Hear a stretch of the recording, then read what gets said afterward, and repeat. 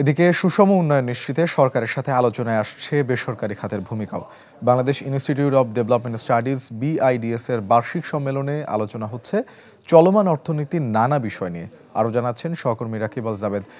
Rakib, BIDS এর বার্ষিক সম্মেলনে কি কি বিষয় নিয়ে এখনো পর্যন্ত আলোচনা হচ্ছে?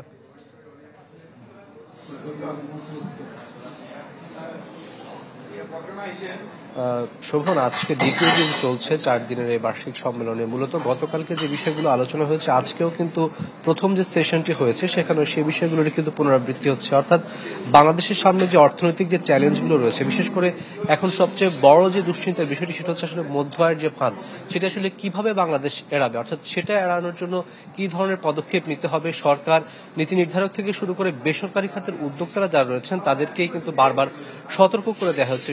সেই বিশ্ব ব্যাংকের কর্তা ব্যক্তি থেকে শুরু করে বাংলাদেশের যে সমস্ত গবেষক রয়েছেন, অর্থনীতিবিদরা রয়েছেন, তারা বারবারই কিন্তু এই বিষয়টির উপর বেশি জোর দিয়েছেন।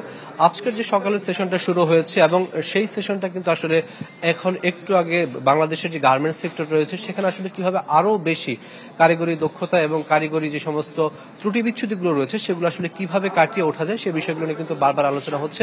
এর পাশাপাশি এখানে যে সমস্ত বেসরকারি খাতের উদ্যোক্তারা রয়েছেন তারাও কিন্তু তাদের মতামত দিচ্ছেন, যেই ধরনের আসলে অবস্ট্যাকলস গুলো রয়েছে সেগুলো তারা তুলে ধরছেন।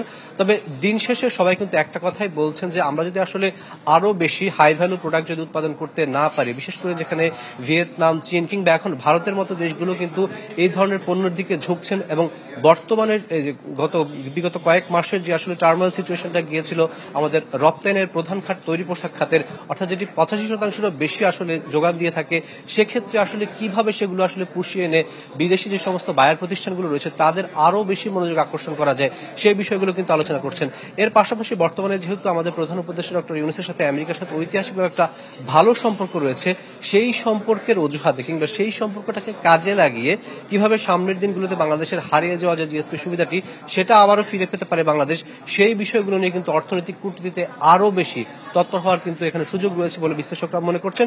এখানে মূলত BIDS এর যে সমস্ত কর্তা ব্যক্তিরা রয়েছেন তারা আসলে দেশের এবং দেশের বাইরে থেকে যে সমস্ত এক্সপার্টরা রয়েছেন তারা একটা বিষয়ে বেশি বারবার জোর দিচ্ছেন, সেটা হচ্ছে বিভিন্ন দেশ এর আগে যারা আসলে LDC গ্রাজুয়েট হতে যেও আসলে LDC গ্রাজুয়েট হতে পারেনি, বিভিন্ন ফাঁদে আটকা পড়েছে, তাদের উদাহরণগুলো টানছেন। তারা বলছেন যে এই ধরনের পদক্ষেপ যদি তারা আসলে এড়াতে পারে, বাংলাদেশ যদি এড়াতে না পারে, সেক্ষেত্রে বাংলাদেশের ক্ষেত্রে বড় ধরনের কিন্তু ঝামেলা তৈরি হতে পারে।